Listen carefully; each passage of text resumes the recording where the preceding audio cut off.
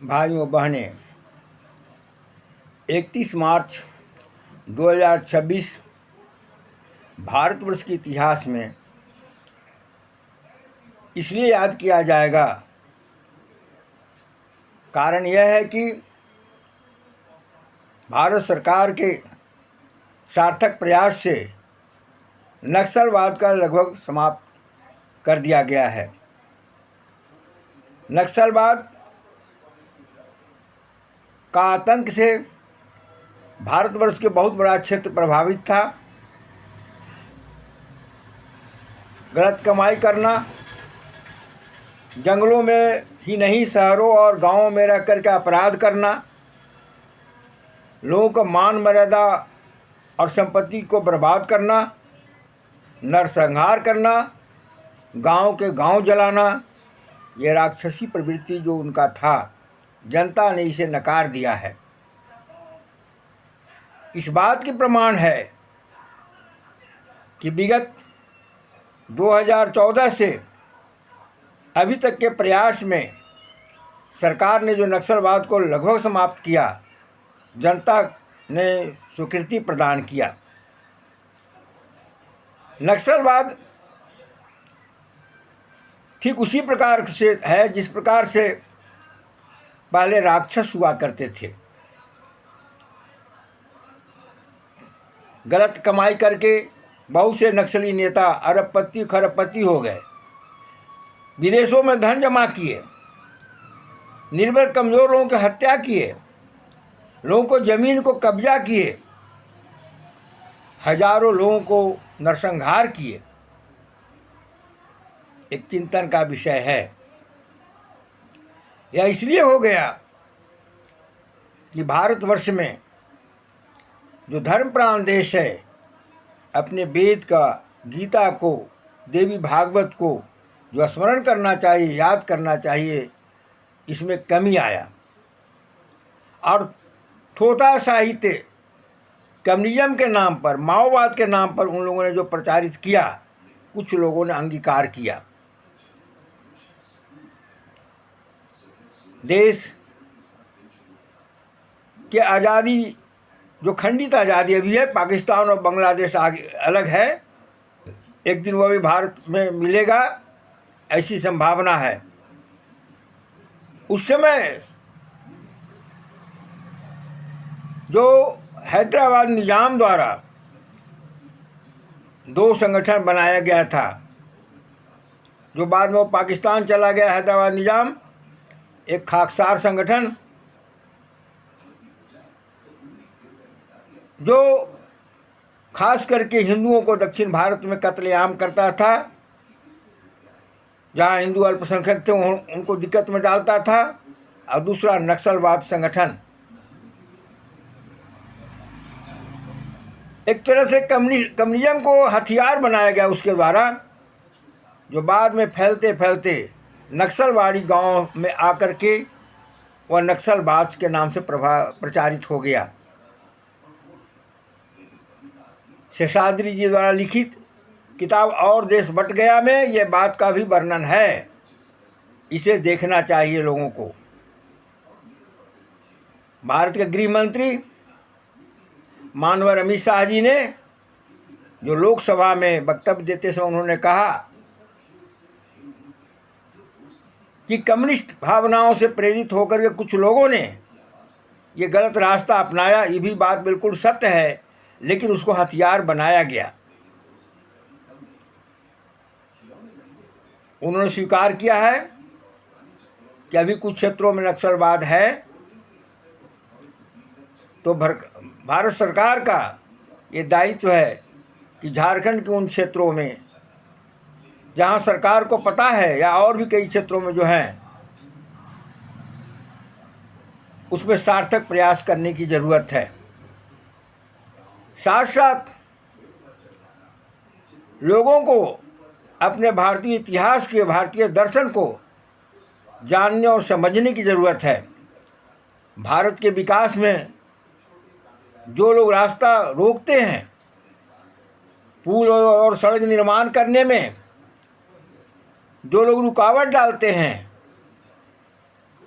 कल और कारखाना बनाने में जो लोग रुकावट डालते हैं और अशांति पैदा करते हैं, वह चाहे नक्सलवाद हो या कोई भी सांप्रदायिक ताकतें हो, उन सभी को सबक सिखाने की ज़रूरत है। और भारत की जनता को अब समय आ गया है कि भारत जो अब विकास के रास्ते पर चल पड़ा है, भारतीय दर्शन के आधार पर ही भारत विकास कर सकता है।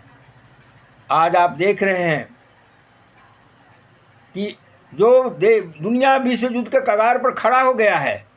आज ईरान, इजराइल, अमेरिका, अरब देश जो आपस में लड़ रहे हैं, रशिया और यूक्रेन जो आपस में लड़ रहे हैं, इसका थोड़ा प्रभाव भारत पर भी पड़ रहा है। इसका कारण है कि हमने अपने जीवन प्रणाली को थोड़ा बदल दिया है। बाहरी चीज़ों पर ज़्यादा हम आश्रित हो गए हैं। पेट्रोल के बिना हमारी गाड़ियां नहीं चल सकती और भारत में पेट्रोल का उत्पादन मात्र 25% होता है, यानी जितना खर्चा है उससे 4 आना, रुपया में 4 आना। जलावन के लिए गैस पर हम लोग निर्भर हो गए हैं, उसका भी भारत में वही हाल है। खोज हो रहा है, कई जगह इस प्रकार के खदान मिला है, प्रयास जारी है, लेकिन भारत के जनता को, भारत के सरकार को, हम सभी को विकल्प व्यवस्था पर विचार करना चाहिए। हमारा जो चक्रीय खेती जो पहले से रहा है, खेती करना, मवेशी पालना, पौधा लगाना, जलाशय निर्माण करना, जलाशय में पानी को संचित रखना, जैसे आहार, पोखर में, इस प्रकार का प्रयास को पुनः ठीक करना पड़ेगा। अभी जो वर्तमान व्यवस्था आया है, इसका कारगर और सही उपाय भी यही है। मैंने प्रधानमंत्री श्रीमान नरेंद्र मोदी जी को सन 2013 में, जब वो गुजरात के मुख्यमंत्री थे, मैं एक पत्र लिखा था कि 6 महीने के बाद जो चुनाव में होगा, आप भारत के प्रधानमंत्री बनेंगे।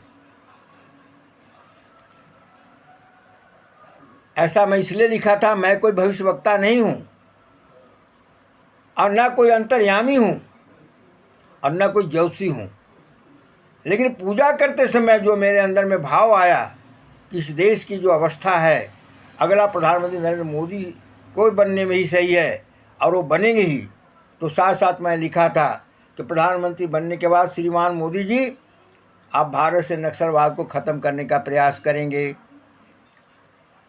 राष्ट्र विरोधी ताकत जो है, जो खाता यहाँ का है, पाकिस्तान का गुण गाता है, वैसे ताकत को ख़त्म करेंगे। श्री राम मंदिर के निर्माण करेंगे, काशी विश्वनाथ में विश्वनाथ मंदिर को निर्माण करेंगे, मथुरा में श्री कृष्ण जन्मभूमि पर मंदिर का निर्माण करेंगे, हिंगलाज मंदिर को ठीक करेंगे।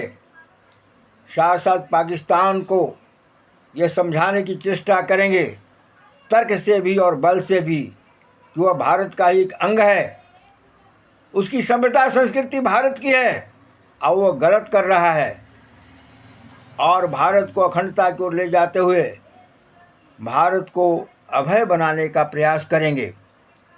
भारत में गरीबी के आधार पर आरक्षण होना चाहिए, हर हाथ को काम, हर खेत को पानी मिलना चाहिए, जो पहले से भारतीय जनता पार्टी के सिद्धांत रहा है, इसको आप अमल करेंगे और तब आप बहुत दिनों तक प्रधानमंत्री रहेंगे और एक संकेत आप देंगे देश को।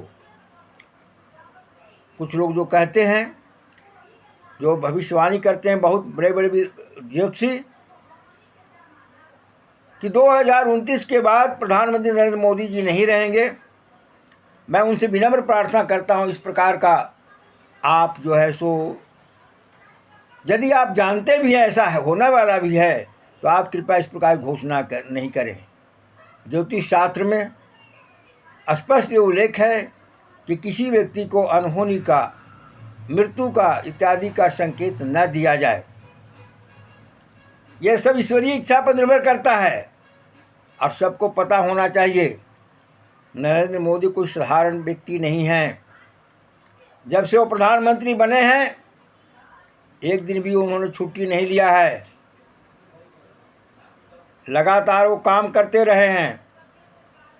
अक्षय ऊर्जा का स्रोत हैं, माँ दुर्गा का आशीर्वाद उन्हें प्राप्त है।